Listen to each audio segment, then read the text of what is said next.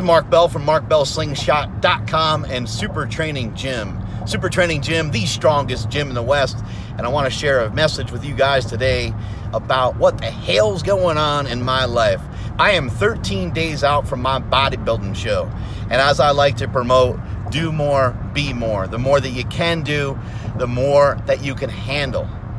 Do more, be more. Do more, become more. The less that you do, the less that you'll become. The less that you put into something, the less that you're going to get out of it. It's a fairly simple concept. But sometimes that's where we're missing out in life. We're missing out on the execution. We're missing out on being excellent. Bret the Hitman Hart, for those of you that are WWE and former WWF fans, know that Bret the Hitman Hart would say he's the best there is, the best there was, and the best there ever will be. Well, Bret the Hitman Hart was also referred to as the excellence of execution. And that's what it's gonna take. If you want excellence, you're going to have to figure out how to execute. Unlike the old New Orleans Saints years ago when they only won one game and the coach was asked in a press conference, "Coach, how do you feel about your team's execution?" He said, "I'm in favor of it." Meaning execute them. Kill them because they're doing a shitty job. You get it? Wink, wink. You get it? It's supposed to be funny. What do you know from funny, you uptight bastards? Anyway, I'm going to start pumping out a video just like this every single day because, as I just shared with you, the more that you do, the more that you can handle. And even though we pump out a lot of videos on SuperTraining 06, and I have more videos in the fitness game on YouTube than anybody else in all of fitness. I may have more material than any other material expert, period, when it comes to fitness. I got over 2,000 videos on here.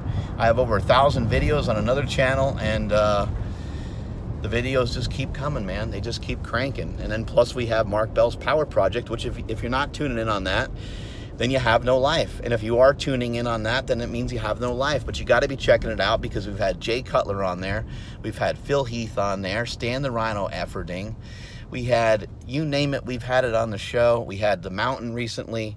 And we keep getting and accumulating more great guests. Easy for me to say. Including, we've had Stone Cold Steve Austin on there recently as well. And he's been on the show in the past. Anyway, you're going to want to check out all that shit. But the reason why I wanted to hop on here today is I wanted to talk to you about what I'm doing with my bodybuilding. So I got 13 days out. I weigh about 229 pounds. My body wants to weigh 230 so badly.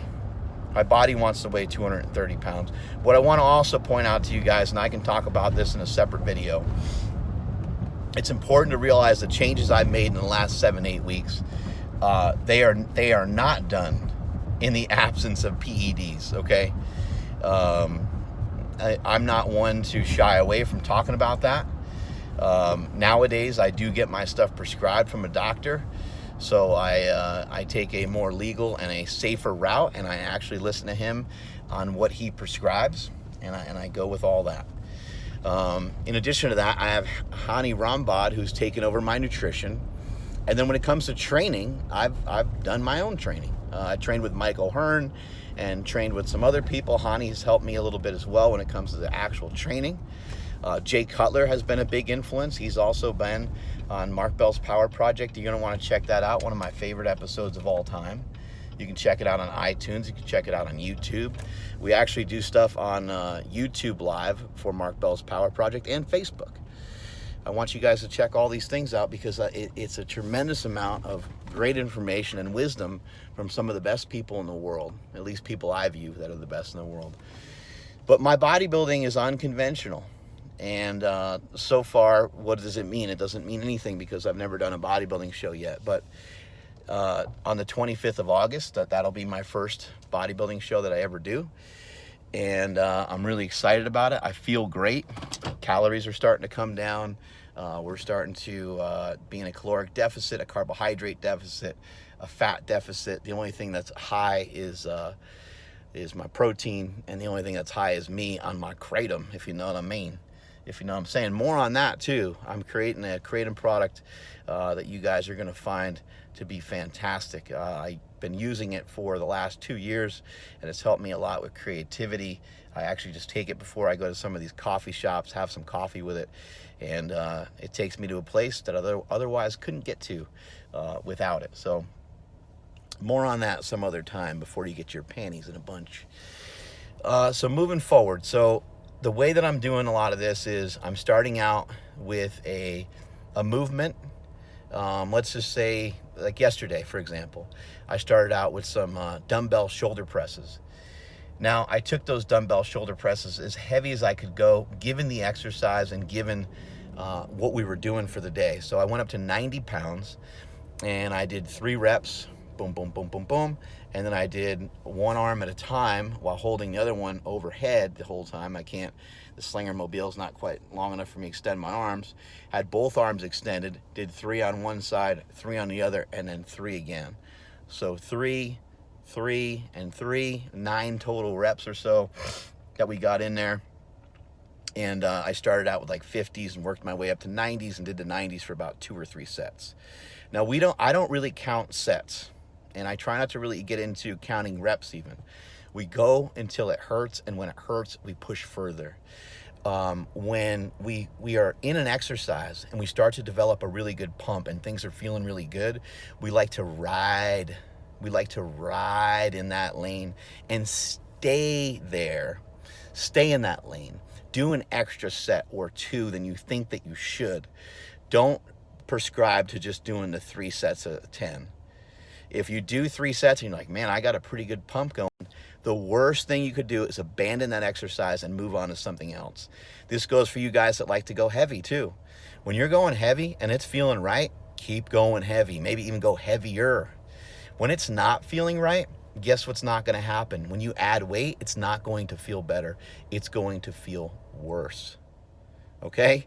So on days where you're feeling good and you're feeling froggy and you want to make that leap, go ahead and make that leap. Go ahead and make that jump. Still do your best to make sure that you're safe.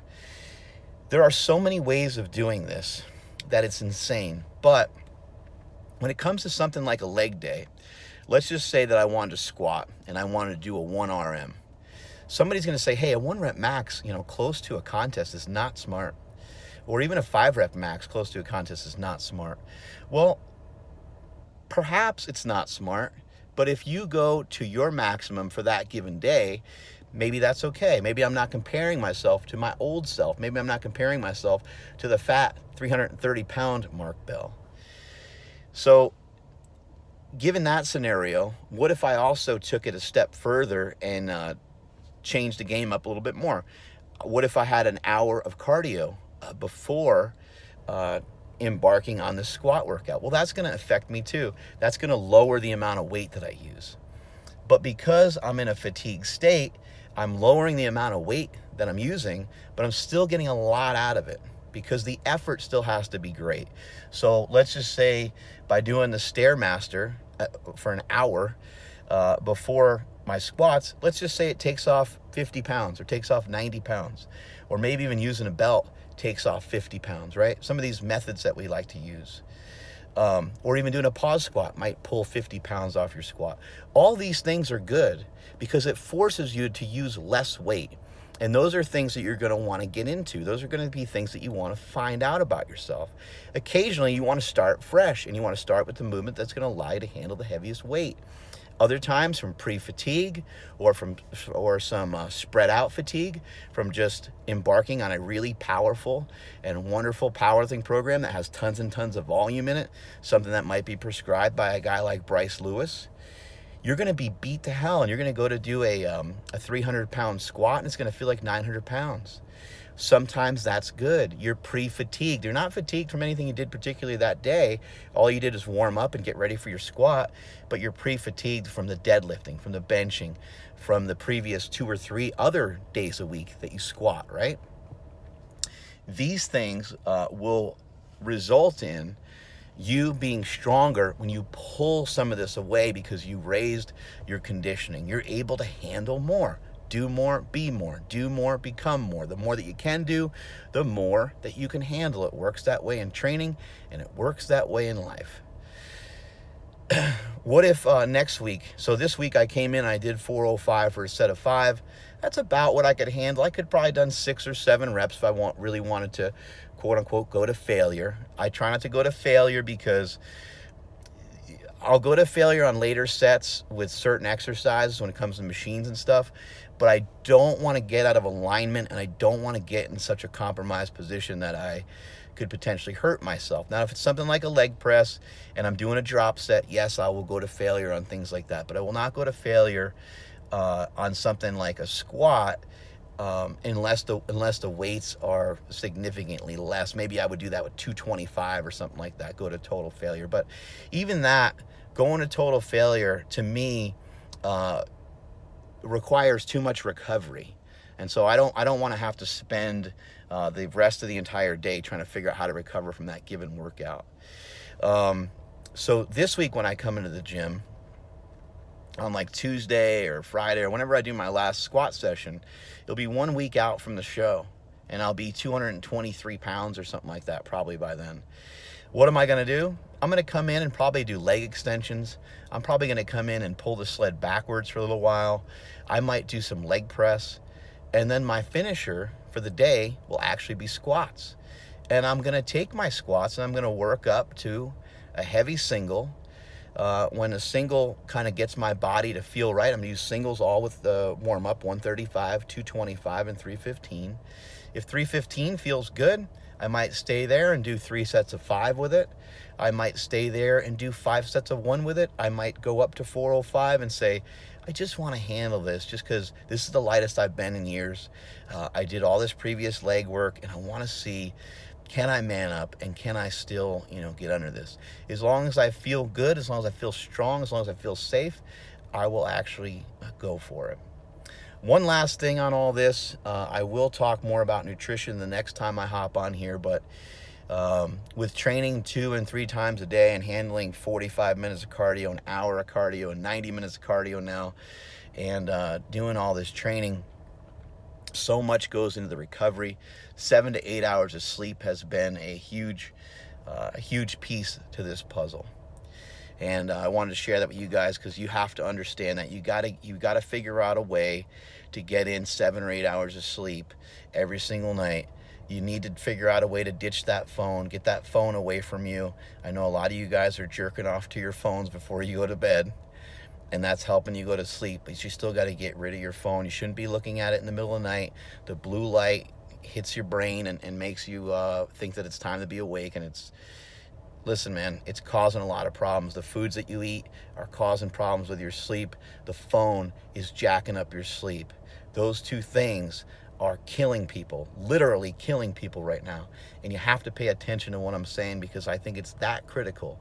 If you want to be serious about your gains, you want to be serious about getting stronger, and you want to be serious about having the body that you want, ask yourself this question right now. Are you as strong as you want to be? Do you have the body that you want to have? Are you in the best shape of your life? For me, the answer to all those is yes. I feel fucking awesome. I'm as strong as I want to be. I will continue to get stronger over the next couple weeks and months. I'm super excited about that. And I have the body that I want. If the question for you is, why don't I have the body that I want, is because are you really all in, or are you 70% in, 75% in, 87% in? You got to be all in, and you got to figure it out. If you're not getting 8 hours of sleep, you can't check that box. You can't honestly say that you're doing every and anything that you can. If you're not eating properly, there's no point in you and I even talking because we're not going to see eye to eye. You have to eat to restore and to repair and to recover. The recovery is going to be a huge part of this. Putting in a great effort in those workouts is fantastic, but sleep is the fundamental basis of every single thing that you do. Work-wise, relationship-wise, decision-making-wise. A lot of bad decisions are made when people do not sleep well. Your body is not designed to be sleep deprived. You have to make sure that you figure out ways of getting in that sleep. Treat your sleep just like your training.